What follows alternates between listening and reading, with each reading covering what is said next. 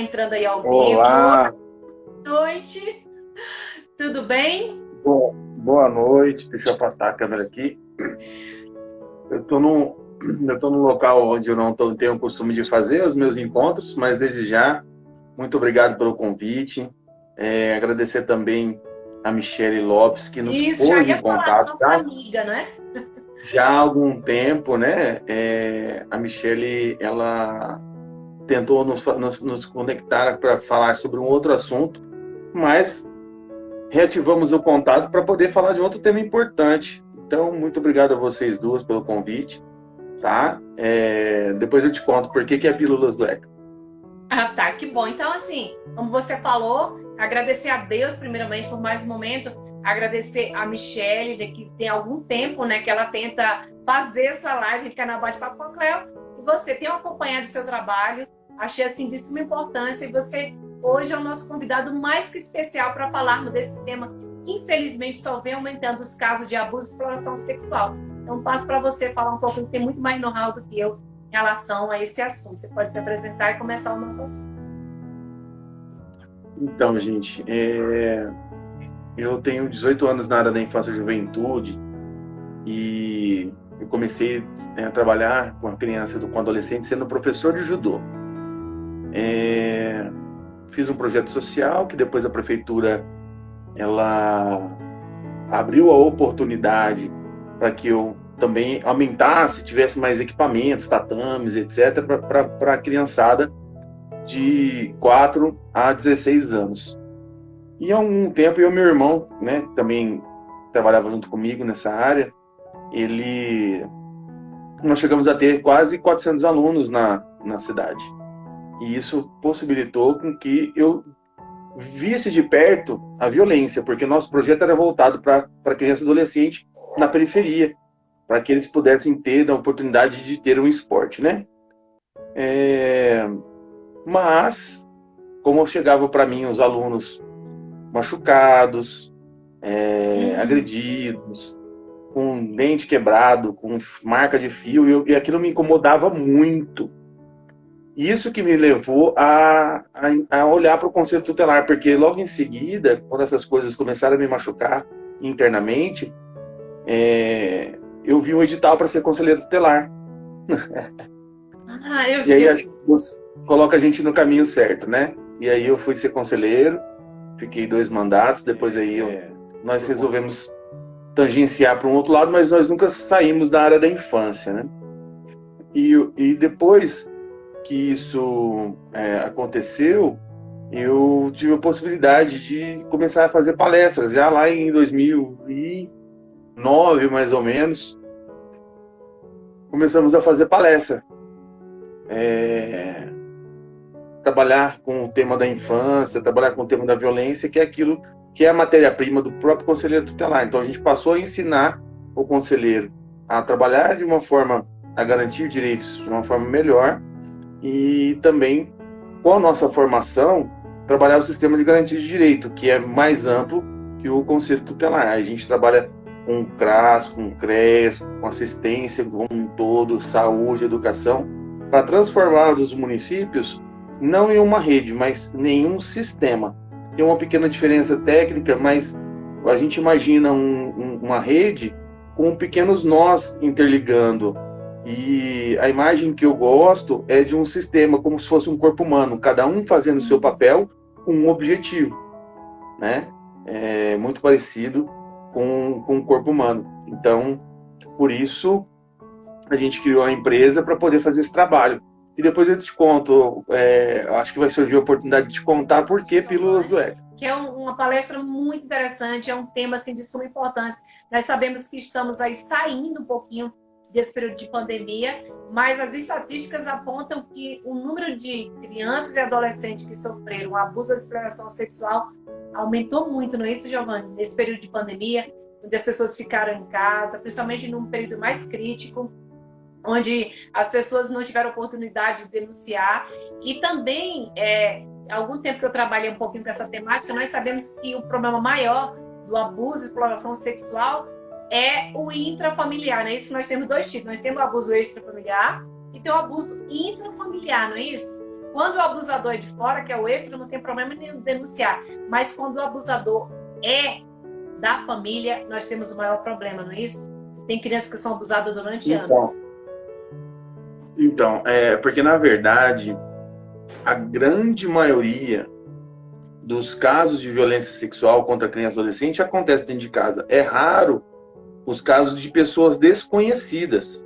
A gente imagina a violência sexual como uma situação drástica, onde a pessoa arrasta a criança e adolescente, onde a pessoa ela pega pelos cabelos, joga no chão, maltrata, tira a roupa, rasga a roupa e executa o ato.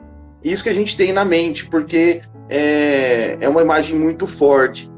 Mas, na verdade, não. A violência sexual cometida contra criança e adolescente é uma violência que requer tempo. O agente violador ganha a confiança da criança.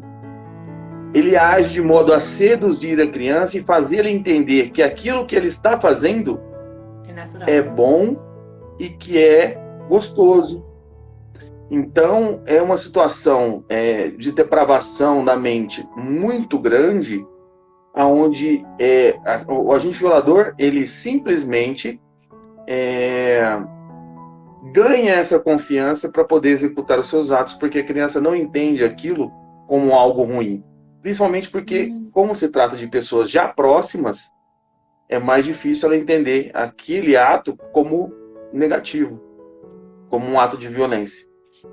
Justamente por isso, Cléo, é que quando há essas manifestações, essas campanhas, né, nós temos instituído o 18 de maio, por lei, uma data de enfrentamento. O que acontece? Durante as campanhas, muitas violações aparecem. Pode perceber. Logo depois, uns 2 meses, até uns 2 meses, o índice de denúncia nessa faixa do ano, ele é muito maior do que em outras faixas do ano. Agora eu pergunto para ti, em público assim de menor idade, de público de criança do 1º ao 5º ano, como nós poderíamos trabalhar essa temática de uma forma, sei lá, lúdica, não sei se é essa palavra que eu poderia dizer, que é um assunto assim tão complicado que às vezes as pessoas dizem assim, mas como é que eu vou falar para uma criança o que é abuso, o que é exploração sexual com ela? Se eu for falar isso, eu vou falar sobre sexo, é isso? Então, a sexualidade, o ser humano tem uma dificuldade, acho que mais o adulto tem uma dificuldade muito grande de falar sobre esse tema. A gente tem os nossos medos, os nossos tabus, nossas dificuldades, mas acho que a melhor forma de conversar com uma criança, com um adolescente, é dizendo a verdade, mas de uma maneira que ela possa entender de acordo com as faixas etárias. Porque as fases de desenvolvimento, as crianças ainda não têm uma compreensão, essa compreensão é de certa maneira limitada, mas ela vai compreender, por exemplo, dependendo da idade, que a sementinha do papai juntou com a sementinha da mamãe, que formou a criança. Então, a gente tem que entender também que a questão da sexualidade não é só sexo. Existe a questão de você ensinar a se proteger, existe a questão de você ensinar uma higiene pessoal para as crianças e para os adolescentes, dentro da questão da própria sexualidade. Então, tem outras coisas que podem ser trabalhadas para que eles possam ir se descobrindo e encaminhar de uma maneira correta esse desenvolvimento também da sexualidade, porque é a coisa mais natural do mundo. Nós somos fruto de atos sexuais, né? Então a gente teria que ter maior facilidade de lidar com essa temática, e eu acho que a verdade e a forma de você se colocar para a criança, você vai ensinando ela com o passar do tempo. Então, quando ela é muito pequenininha, ela vai entender uma determinada... pouca coisa basta. Não precisa ficar dando grandes explicações, dar uma palestra para a criança que, porque o pênis, vagina, não sei o que, tal, isso e aquilo. Não precisa dar uma palestra para a criança. Seja simples e seja verdadeiro.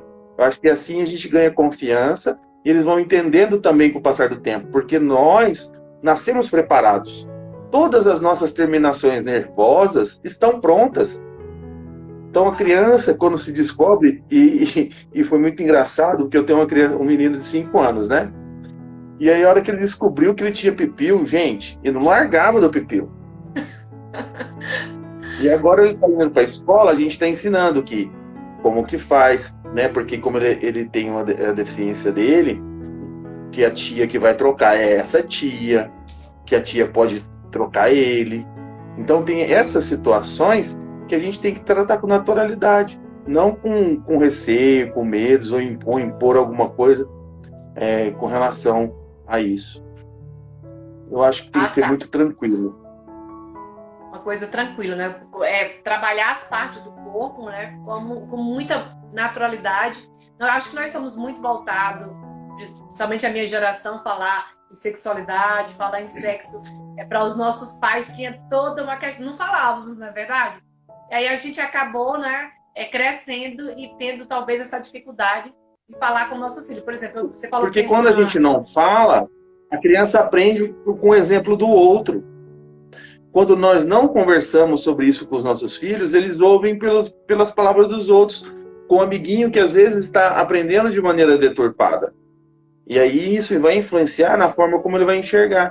Por isso que é muito importante os pais estarem próximos dos filhos, conhecerem, né, o que o filho está pensando, entender essas fases do desenvolvimento. É claro que não de forma científica aprofundada, mas procurar saber, perguntar para o médico que acompanha seu filho. Então tudo isso faz parte da construção da educação. É o que a gente começa a trabalhar, é o berço. A legislação em 2017 teve uma mudança muito grande, sabe, Cléo?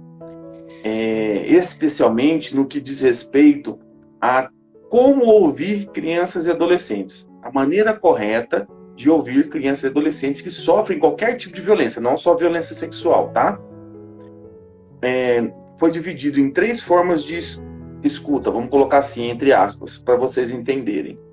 Nós temos uma coisa que se chama revelação espontânea, quando a criança chega, confia no professor, confia no diretor e chega e conta, olha, aconteceu isso comigo. Geralmente os professores se assustam, chamam o outro professor, chama o diretor, bota todo mundo na sala e aí faz a criança repetir. Hoje isso é crime. Olha para você ver. Hoje isso é crime. Porque é uma revitimização. Então a gente tem que ter muito cuidado de como saber fazer isso. Então eu ensino para professores, diretores, tem um projeto especial só para educação. Como abordar uma criança sem revitimizar, é isso, né? Sem revitimizar, isso. E como dar direcionamento, né? A hora de chamar o conselho tutelar, porque não é para qualquer momento que se chama o conselho tutelar, né? Então, tem os parâmetros. Aí, além da revelação espontânea, que é uma coisa que a criança projeta no adulto, ela leva ao adulto, a gente tem 2 técnicas, podemos chamar de técnicas, denominadas, uma é o depoimento especial, outra é a escuta especializada. Cada uma tem um objetivo. No depoimento especial, nós temos o objetivo de responsabilizar o agente violador, ou seja, é dentro de um processo e quem executa é a equipe do juiz ou a equipe da delegacia. Na escuta especializada é diferente, o objetivo da escuta é o quê? Entender o fenômeno e escolher as medidas de proteção para a criança, e quem executa é o órgão da rede de proteção. Aí, geralmente, comumente está sendo feito pelo CREAS. Porém, no nosso modo de pensar, tem que ser criado um núcleo de escuta para poder direcionar melhor essa situação. Por quê? Porque pode haver quebra de vínculo do profissional que atua no CREAS com o profissional da escuta. Tá? E por que eu digo isso? Porque, às vezes, a criança que já está no CREAS, aí ela chega com uma outra violação. Então, os papéis são diferentes. Tá? Então, é muito importante que se organize nos municípios, e a lei determina que aconteça isso, essa forma correta de se ouvir a criança, seja por depoimento especial, seja por escuta especializada. Mas teve uma época que, quando falar, vamos dizer, de uma criança abusada, ela passava por alguma situação que às vezes ela não consegue falar, como você falou, que às vezes a pessoa diz assim, fala o que aconteceu, como aconteceu, a criança está sofrendo tudo aquilo de novo, não é verdade?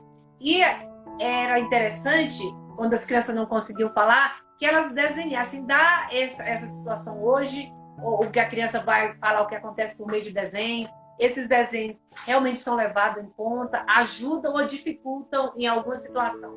Essa análise de desenho acontece justamente por essa técnica aplicada, né, pelos profissionais competentes para realizar isso.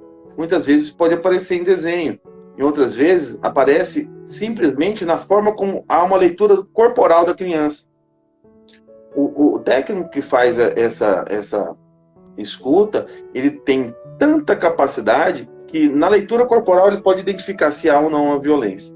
Então, é importante que se faça da maneira correta, dentro dos padrões. Hoje nós temos no Brasil, era muito utilizado o protocolo NICHD, hoje já temos um protocolo brasileiro de escuta especializada, e ele utiliza ferramentas para que a criança ou o fenômeno sejam bem compreendidos para que se possa buscar a intervenção mais assertiva para que a criança não passe mais por essa violação. Giovanni, então como você falou, tem pessoas que realmente são preparadas para identificar por meio do comportamento, por meio de desenho, entre outros. Agora nós, pessoas assim, que não temos assim toda essa formação, mas aí depois assim, da rede, né, de Pílula do ECA, com certeza, né, só não vai se informar quem não quiser, não é verdade? Quais assim, os sintomas assim, mais básicos de uma criança ou de um adolescente que sofra abuso sexual, que a gente possa identificar? Eu gostaria que você assim, falasse o que é abuso, o que é exploração sexual, não é isso que muita gente às vezes confunde. Eu acredito que tem uma diferença entre os dois, não é isso? Nós temos, pela legislação, alguns conceitos dentro da lei da escuta especializada. A gente tem a violência sexual dividida no abuso sexual, na exploração sexual e no tráfico de pessoas. Eu particularmente não gosto da palavra abuso sexual, ok? Por quê? Porque abuso, a palavra abuso parece que você pode chegar até no limite. Vamos imaginar o corpo humano. Eu não abuso se eu chegar até no joelho, mas se eu passar do joelho eu já estou abusando, entende? Parece que tem um limitezinho ali que é possível bulinar, é possível mexer. Então, o abuso pressupõe uma situação dessa forma. Então, eu gosto de chamar de violência sexual propriamente dita, tá? Mas a legislação chama de abuso, a gente pode chamar de abuso, não tem problema. É só uma questão particular técnica minha, né? Que eu gosto de comentar para fazer as pessoas refletirem sobre a nomenclatura, porque eu acho que a nomenclatura é muito importante. E o que é essa violência sexual propriamente dita ou abuso sexual? Quando a pessoa ganha confiança e executa o ato de violência para satisfação do adulto. Sempre a satisfação vai ser do adulto. Não existe satisfação de lascívia de criança e adolescente, porque elas estão sendo usadas para a satisfação do adulto, para o prazer do adulto. Já depois a gente tem o abuso, a exploração sexual. É quando a criança ou adolescente é utilizada de alguma forma, ela é comercializada. O sexo com a criança é comercializado em troca de qualquer coisa. Pode ser de alimento, pode ser de... A gente já viu aí, né, nessa vida nossa de infância, mães vendendo crianças por R$5. E olha que as coisas não estavam tão graves como estão agora no país, não, tá? Então, assim, essa é a exploração sexual. Quando a criança ou adolescente, ela entre aspas, se prostitui, quando uma adolescente, por exemplo, de 15 anos, ela está indo para uma casa, ela está sendo explorada sexualmente, por exemplo. Entendeu? E o tráfico de pessoas é quando há uma organização maior para que haja esse comércio. Então, a diferença básica aí entre um e outro é quando é mais próximo dessa criança ou desse adolescente essa exploração. Mas não é somente para o exterior. Se eu pegar uma criança daqui de Minas e levar para aí, eu posso estar cometendo tráfico de pessoas também, tá? É bom desmistificar essa questão do espaço, né? Uma coisa que eu acho importante, viu, Cléo, é falar da questão da idade. Por quê? Porque a idade, nessa questão da violência sexual, conta. Nós temos uma idade limite de até 14 anos, onde nem criança nem adolescente até 14 pode manter relação sexual de maneira nenhuma. Nem quando namora com os 13, 12 anos. Aliás, não deveriam estar namorando, né? Enfim. Até os 14 anos é estupro de vulnerável. E não existe aquela situação, mas eu deixei, mas eu quis. Há uma presunção de violência nessa situação do estupro de vulnerável, onde o consentimento fica abaixo dessa presunção. Então não há consentimento no estupro de vulnerável, tá? Depois, dos 14 para frente, já é possível namorar e ter a relação. Só que até os 16, você não pode morar junto. Porque para poder morar junto, a lei só permite com o casamento, e o casamento só a partir dos 16 anos. Eu acho interessante fazer essa colocação. A gente tinha que pensar melhor essas questões desses limites de idade, porque a gente olha para trás na nossa juventude, a gente sabe como que as coisas aconteceram com a gente. Mas eu também não posso deixar que a proteção fique mais frouxa. Eu acho que hoje, por enquanto, esse limite está bom, porque senão, se a gente não criminalizar, se a gente não punir, vai correr muito frouxo. E a fase de desenvolvimento, as fases de desenvolvimento são muito importantes. A gente não pode queimar a etapa. A gente não pode botar uma menina de 12 anos para casar. A gente não pode ter menina de 11 anos grávida. A gente não pode ter menina de 10 anos grávida. Então, se a gente não coibir, se a gente não segurar, o próprio corpo da criança e adolescente não resiste. Os abortos vão acontecer. A gente quer isso? A gente não quer isso. Então, eu prefiro que se criminalize sim, acho que é importante, porque senão descamba e aí já era. Pois é, como você falou, se não tiver esse limite enquanto família, né? Enquanto Estado, as coisas hoje já não estão fáceis, na verdade, sabemos assim do número de casos de abuso e exploração sexual só cresce dia a dia. Agora, eu vou te fazer uma pergunta que eu acho que é pertinente. Nós já somos pessoas adultas, acredito que com mais de 40 anos, tivemos uma infância completamente do que tem-se hoje, na verdade. Na nossa época não tinha internet, hoje com a internet tudo é muito acessível. Antes para falar, para ver essa questão de revistas pornô. Tínhamos revista pornô, hoje quase não tem mais. Tem internet aí que é um mundo, não é verdade? Então, assim, há uma diferença as crianças hoje, eu poderia dizer, elas estão mais erotizadas que antes. As músicas, alguma coisa influencia muito nesse contexto de abuso e exploração. Eu acho que o acesso está maior. Mas eu não reconheço na questão cultural musical,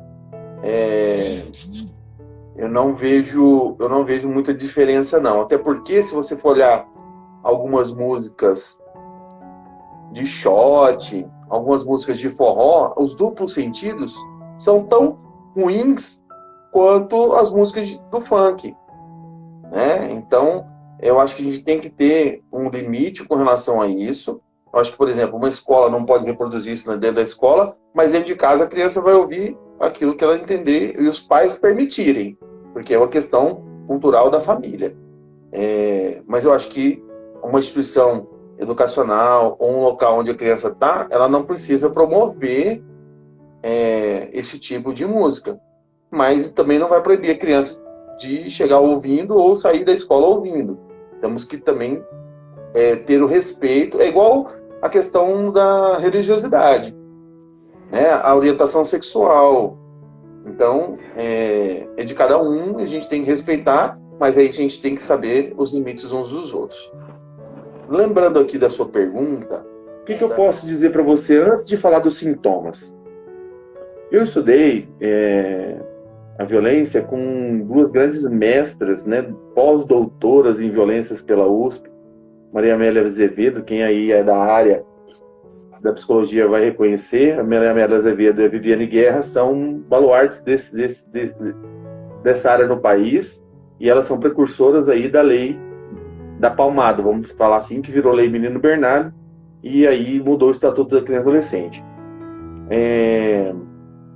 Quando eu estudei com elas em 2006, eu aprendi o seguinte: para se ter certeza absoluta de que há qualquer tipo de violência, eu tenho que observar 3 áreas, ou 3 campos. Eu tenho que observar o comportamento da criança e do adolescente, eu tenho que observar o comportamento da família, e eu tenho que observar os sinais do corpo. Se eu tiver características nesses 3 campos, eu posso dar certeza de que há uma violência, seja ela física, psicológica, sexual ou negligência, né, a omissão em qualquer sentido. Então, nós temos que conversar sobre esses 3 campos para dar exemplos de sintomas, né? Mas a maioria deles vai estar ligado ao comportamento. Por isso que a escola é importante, sabe, Cleo?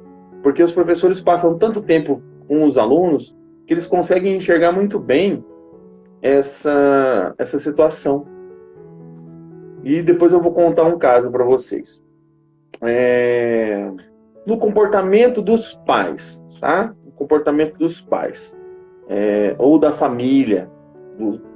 Não só de pai ou responsável, mas da família extensa. Aqueles que vivem ali naquele ambiente. É isso? Exatamente. Geralmente, nós temos na violência sexual, estamos falando de violência sexual, não vou entrar nas outras violências, tá? Na violência sexual, nós temos aí um comportamento dos pais de muito ciúme, de prender muito a criança e adolescente, de não deixar sair sozinho, de não deixar ficar com os amiguinhos sozinho, tá sempre presente. Muitas vezes, esses pais foram violentados na própria infância, ou esses familiares tiveram alguém violentado na própria infância. Então, isso você vai observar no âmbito familiar. São algumas coisas que nós podemos observar no âmbito familiar. Nos sinais do corpo, gente, uma coisa que precisa ficar muito clara é que a violência sexual, ela o órgão, o corpo, os órgãos, o corpo humano, ele é elástico, ele se adapta, ele volta ao normal muito rápido. Então eu tenho um dado de uma pesquisa de 2006 que mostra que 95% dos exames de corpo de delito não tem resultado satisfatório. Somente 5% é que se consegue avaliar e detectar se há ou não uma violação de direito, ou uma violência sexual, melhor dizendo. Nossa, que interessante, não sabia desse dado. Por isso que há uma importância que as pessoas não dão essa importância, que nós temos que reforçar. A palavra da vítima, ela deve ser analisada com muita cautela, porque ela que talvez seja a única prova que se tenha. Então nós temos que supervalorizar a palavra da vítima. E a gente costuma fazer o contrário. A gente costuma fazer, sabe o que com a vítima? Não é possível. Será que é verdade? A gente começa a duvidar e fazer a vítima duvidar dela própria. Dela própria, não é verdade? Então, colocar a própria sanidade mental em jogo. Será que realmente eu estou passando por isso? Coloca a palavra na boca da criança. Então, isso é muito importante a gente avaliar. Mas alguns sinais se sobressaem no corpo, se sobressaem ao exame, tá?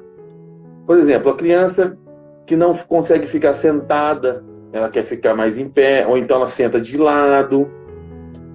E crianças ou adolescentes com corrimentos que não são próprios, né, da normalidade do corpo humano. E aí você vai verificar, vai ter alguma situação ali de alguma doença sexualmente transmissível. Então esses são sinais que você vai observar no corpo da criança. Você está com dificuldade de fazer xixi, porque a infecção urinária é muito comum. Aí a gente sai do corpo e vai para o comportamento da criança. O comportamento da criança é o que a gente consegue mais enxergar, sabe, Cleo? Por que eu te falo isso? Porque a criança tem um padrão de comportamento. É claro que ela vai oscilar, mas essas oscilações, quando ela está sofrendo algum tipo de violência, ela é muito maior. E o que acontece com a criança, né, em seu comportamento com relação à violência sexual? Quais são as características mais marcantes? Eu posso dizer algumas para vocês. É a infantilização. Ela volta a chupar dedo, ela dorme. Se as crianças dormem, por exemplo, na creche e o professor observa, ela volta, ou se ela dorme, né, às vezes na sala de aula, ela busca uma posição fetal, Na sala de ela aula tem enurese. Não, porque tem escola que bota a criança, né, para dormir até determinada faixa etária. Quando, por exemplo, até os 4 anos, 3 anos, se eu não me engano, mas aí a criança dorme normalzinha, né? Ela volta para dormir daquela maneira bem fechadinha, sabe? Como se estivesse enclausurada no útero. A mudança drástica de humor. E a criança também, uma característica muito marcante é que a criança não consegue ficar sozinha ou com um adulto do sexo que é o agente violador. Então, se eu tenho um agente violador homem, ele não gosta de ficar com um homem adulto perto. Se o agente violador for mulher, ele rejeita o adulto do sexo feminino. Então tem muitas características nessa situação da violência sexual que a gente tem que observar. Agora, isoladamente, o comportamento da criança, ou isoladamente, o comportamento familiar, ou isoladamente, os sinais no corpo, não vão dizer para a gente se de fato há uma violência sexual. Eu tenho que ter esses 3 elementos, essas 3 modalidades para poder bater o martelo. Giovanni, agora me fala mais um pouquinho sobre essa rede de pílula do ECA, como é que funciona. Você falou que está há 18 anos trabalhando com essa temática. Eu vi um pouquinho aí a sua formação bem extensa. Fiquei assim, muito agradecida a Deus a oportunidade de estarmos aqui conversando com uma pessoa assim, tem know-how, né, para falar sobre esse assunto. Aí, o que realmente significa? Eu sempre te acompanho lá com algumas informações, mas redes de pílulas duecas, não é isso? Quando a gente fala em pílula, é um remédio, né? Então, remédio, assim, é remédio. O que significa esse remédio para nós? Por exemplo, vai que eu queira amanhã me candidatar, conselheiro tutelar, vai que eu queira amanhã fazer parte do conselho dos direitos da criança e do adolescente, como você falou, que precisamos sim desse controle enquanto família, precisamos sim desse controle enquanto Estado, para que as crianças não pulem as etapas, que mesmo assim ainda temos casos gritantes, aqui e acolá a gente vê nos telejornais situações de pedofilia, na verdade, de material apreendido, então são coisas que chocam muito a gente, principalmente nós, né, que temos filhos ainda pequenos, na verdade. Então, assim, fale um pouquinho desse trabalho assim, tão interessante que você faz em relação à proteção dos direitos da criança e do adolescente. Capacitando então, deixa eu te contar 2 historinhas em uma. Quando eu entrei para o Conselho Tutelar, eu achava... Você já foi geralmente tutelar? Isso acontece com todo... Oi? Você já foi conselheiro tutelar? Eu fui. Nossa, que Eu já fui. então tem assim... Eu já fui 3 mandatos. Como a grande maioria dos conselheiros tutelares, a gente cai de paraquedas no conselho. A gente acha que vai fazer uma coisa que, no final das contas, a gente faz outra. Porque a sociedade tem a imagem do conselho de que ele é a polícia da criança. Ou que ele é um órgão executor de serviço. Ou que ele é o órgão que vai ajudar a escola a dar pito. Ou é o órgão que vai para a praça para tirar os meninos da rua. Né? Passou das 10 horas da noite, o conselho vai... Eu já vi mãe dizer, eu vou te deixar lá no conselho tutelar se você não mudar. Eu também fui pro conselho com essa imagem na cabeça. Eu achava que eu ia proteger todas as crianças, porque eu queria proteger os meus alunos. Então eu achava que eu ia ser uma espécie de super-herói mesmo. Quando eu entro para o conselho, que eu vou ter que estudar para entender o estatuto de uma maneira mais profunda, eu falo, poxa vida, nada disso, cara. Você viajou, você tem uma regra, você tem que fazer, você tem essas atribuições, você tem essas medidas para você aplicar, e essas medidas é que vão garantir o direito lá na frente. Eu falei, poxa vida. E aí eu vou levar, eu estou indo lá para a promotoria levar um ofício, levar uma notícia de fato, e as crianças, era o dia da árvore, não ficou muito marcado para mim, porque era no dia da árvore. E as crianças estavam dando mudas, botaram uma faixa e estavam dando mudas. Eu e o besta aqui falou, opa, vou ganhar uma muda. E fui brincar com as crianças que estavam lá distribuindo isso, né? E aí, Cléo, uma hora que eu encosto o carro, que é a hora minha vez de pegar a muda, doidinho para pegar a mudinha, uma criança vai me entregar a muda, a outra puxa ela pela gola, assim, ó, e grita com ela assim, não dá pra ele, não! Você não tá vendo que ele é do Conselho Tutelar? Olha a visão que tinha, hein? Olha pra você ver. Aí eu falei, gente, tá alguma coisa errada, porque as crianças têm que entender que nós estamos para protegê-los. Ajudar a protegê-los, né? Promover essa proteção, porque na verdade o Conselho Tutelar é um órgão de defesa de direitos, ele não é um órgão de proteção.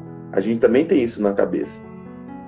E aí eu comecei a estudar e aprofundar, e aí eu fui para o Orkut na época, buscar informação, mas com a minha formação, eu comecei a ajudar os colegas, porque eu tinha mais conhecimento por conta do curso de Direito.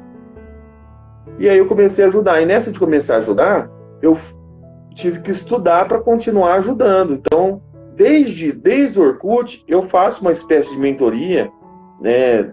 Naquela época eram as comunidades, e hoje eu tenho 7 grupos, onde eu dou informação de graça para quem quer que seja, conselheiro de direito, professor, quem está nos nossos grupos de WhatsApp, eu passo informação tranquilamente. Para mim, eu sempre fiz isso, né, como uma forma assim de divulgar o Estatuto da Criança e Adolescente, de que as pessoas, né, conheçam e se aprofundem mais. Mas aí surgiu a oportunidade de palestrar, porque o conhecimento cresce, quando você dá aula, você passa a entender mais, e eu fui estudar um professor chamado Edson Seda, que é a minha base teórica de Direito da Criança é o Edson Seda. Né, tem outros grandes mestres, mas o meu início de estudo foi com ele, e foi quem eu li mais obras. Né? E ele dizia assim que o menorismo, a gente se combate o menorismo dia a dia. Porque é aquela antiga interpretação de que criança e adolescente não é sujeito de direito, é sujeito de dever. E aí o Edson Seda ensinando isso, né, na sua literatura, nos seus livros, eu vi que a gente tinha sim que combater as violações, combater esse menorismo, combater esse ranço militarista, porque até 1988, onde mudou-se a Constituição, né, naquele período de saída da ditadura para vir onde os movimentos sociais conseguiram mudar a Constituição. Imagina, mais de 1,5 milhão de assinaturas naquela época, antes de 88, juntar esse tanto de assinatura, a gente não consegue fazer um abaixo-assinado que tem 1.000 assinaturas. Imagina, com a internet, imagina naquela época que não tinha isso. Sai da área dos sujeitos de direitos, do sujeito de deveres, ele se torna um sujeito de direitos. E aí,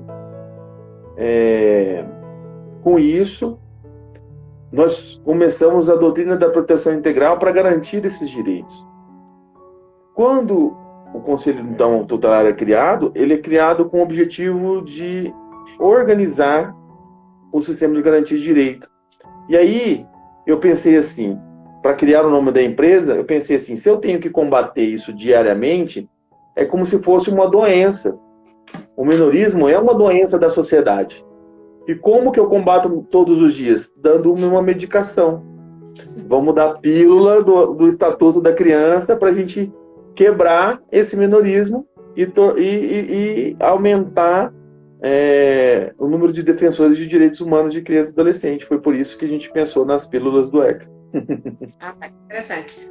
O interessante que se as pessoas assim ajudassem, né? Porque quem é que põe uma má fama, digamos assim, nos conselheiros tutelares? Eu vou levar para o conselheiro tutelar. Se você tirar nota baixa, os pais, infelizmente, fazem muito essa pressão, não é verdade? E nessa condição, a criança não vê o conselheiro tutelar, o próprio conselho tutelar, como um órgão realmente, né, de proteção. Isso, com certeza, dificulta as denúncias, não é isso? O minorismo é tão grave, Cléo, que faz com que nem autoridades constituídas como promotores, juízes, delegados, conheçam a fundo o Estatuto da Criança e Adolescente e respeitem as instituições que o Estatuto criou. É muito sério e grave isso. Porque a quantidade de conselheiros que sofrem essa pressão de fazer aquilo que não deve, tornam os conselhos reféns, fazem com que os conselheiros, inclusive, cometam crimes na sua atuação. Então, é muito sério essa situação dos conselheiros tutelares no Brasil, né, onde eles sofrem abuso de autoridade todos os dias. E por isso eu sou muito solidário, e as minhas redes sociais estão abertas aos conselheiros, para entrar nos grupos, para poder ter mais informação. É claro que a gente trabalha com isso, eu vendo formação, eu trabalho com isso, mas eu nunca neguei uma resposta para um conselheiro tutelar. Eu nunca neguei uma ajuda para nenhum conselheiro tutelar. Realmente é bem interessante o nosso bate-papo, já tem quase uma hora, você acredita? A gente nem percebe assim, o tempo passar, não é? Um assunto pertinente, esse mês de maio, na próxima quinta-feira, 18 de maio, que seja realmente não só uma semana, um dia de combate, mas que todos os dias do ano possamos ter esse olhar atento para as nossas crianças, para que elas estejam realmente protegidas, para que elas vivenciem cada fase, como você falou, sem ter que sofrer algum tipo de violência, de abuso sexual. Que as nossas famílias realmente possam ter conhecimento do que acontece, possam acreditar, né? Porque eu vim de uma geração que dizia assim, cala a boca, criança, você não sabe nem o que está falando. Não dê ouvido para a criança, não é verdade? Criança mente muito. Então isso eu acredito que tem se perpetuado e só dificulta, né? Identificarmos que a criança às vezes não tem liberdade para falar com os pais, com o convívio. Quando a gente fala em abuso, como você falou, é o convívio da criança, que a criança não convive só dentro de casa, né, com os pais, ela convive com toda a família, digamos assim. Que possamos, assim, dar essa liberdade, ensinar, educar para que as crianças não mintam, que se porventura que Deus nos livre, vir a acontecer algo desse tipo, a criança sinta-se protegida, sinta-se acolhida, não sinta-se revitimizada. Sim, eu acho que o que piorou muito foi a questão dos limites.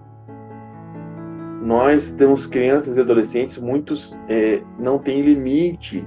Nós não sabemos dizer não para os nossos filhos. Então, isso acarreta uma série de dificuldades. O não é muito importante, a gente tem que saber dizer não, a gente tem que saber impor limite, mas explicando para a criança por que está pondo esse limite, olhando no olho dela. Às vezes, quando a criança é muito pequena, às vezes quando a gente abaixa e fica na altura do olhar da criança, você consegue um efeito muito maior do que se você der um grito lá da sala. Às vezes eu vejo aqui, a gente só solta alguma palavra indevida perto, ele aprendeu já. Aprende rápido e aprende com exemplo. A forma que a criança mais aprende é com exemplo. Então a gente tem que ter muito cuidado, né? Mas muito cuidado mesmo. Porque senão os reflexos vão ser totais no comportamento dela.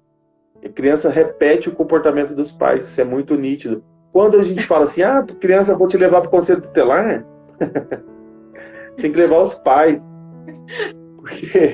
Porque os pais é que estão com algum problema. Ansioso, né? Às vezes a pessoa teve uma experiência muito cedo de engravidar, não teve oportunidade de ter uma formação, nem se educou primeiramente, na verdade, e aí, de repente, está com o bebê nos braços e ali vai se perpetuando situações que quando a gente vai ver, tem 2, 3 gerações com o mesmo comportamento. Aí, como é que eu vou querer que meu filho tenha um comportamento diferente do que eu não tenho? Na verdade, como é que eu quero que meu filho não grite se eu estou gritando dentro de casa com ele? Como é que eu quero que meu filho não minta para ele na cara e dizer assim, eu menti, mas você não pode. Como você falou, não adianta eu falar. As minhas ações vão dizer muito mais. Ele vai aprender muito mais com o meu comportamento do que com a minha fala. É isso aí. É isso? Então, assim, tem uma hora que eu falei para que as pessoas possam ver essa live, a gente vai estar jogando no YouTube, no meu YouTube, no seu YouTube, né? Então, desde já, vou deixar você falar mais um pouquinho, só tenho a agradecer a Deus, agradecer eu estar te acompanhando mais nessas formações que não é só para quem quer ser conselheiro, não é só para quem quer ser de algum conselho de proteção do direito da criança, para todos nós que nos preocupamos, que temos filhos, que trabalhamos com criança, precisamos sim dessa oportunidade de aprender mais, identificarmos para não cometermos nenhuma situação que possa ser crime e não revitimizarmos as crianças e adolescentes que passam por essa situação. Eu vou te agradecer, né, novamente, a oportunidade desse diálogo. No mais é isso. Quem quiser pode nos procurar aí, né, pelo Instagram ou no WhatsApp. Meu telefone, eu vou digitar aqui para vocês, meu contato. Para quem quiser entrar no grupo e tal, quiser fazer parte da família Pílulas do ECA, eu vou deixar aqui digitado para vocês. Mas é isso. Gratidão. Boa noite a todos. Bom descanso. Amanhã sextou, né? E aí, até a próxima, se Deus quiser. Então, assim, só agradecer mesmo a todos vocês que estiveram conosco, a você, Giovana, que Deus continue te abençoando, protegendo, e meu muito obrigada.